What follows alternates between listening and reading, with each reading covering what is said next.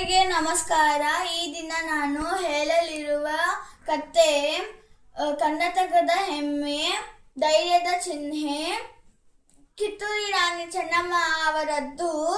ಕಾಲ ಕ್ರಿಸ್ತ ಶಕ 1778 ಸುಮಾರಿನಲ್ಲಿ ಕಿತ್ತೂರಿನಲ್ಲಿ ಚೆನ್ನಮ್ಮ ಜನಿಸಿದರು. ಅವರು ಬಾಲ್ಯದಿಂದಲೇ ಕತ್ತಿ, ಬಿಲ್ಲು, ಕುದುರೆ ಸವಾರಿ ಕಲಿತಿದ್ದರು.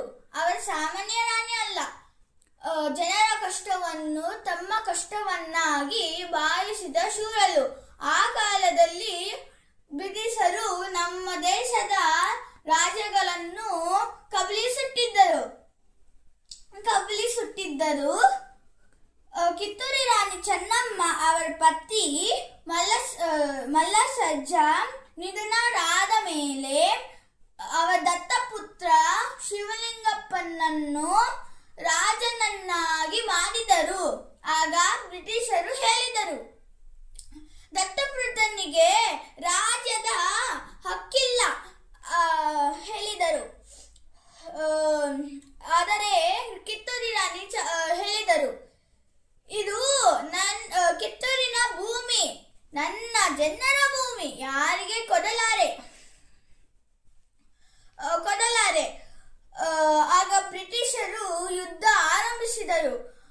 ಕಿತ್ತೂರು ರಾಣಿ ಅವರ ಕುದುರೆ ಮೇಲೆ ಏರಿ ಅವರ ಕೈಯಲ್ಲಿ ಕತ್ತಿ ಹಿಡಿದು ಸಿಂಹದಂತೆ ಹೋರಾಡಿದರು.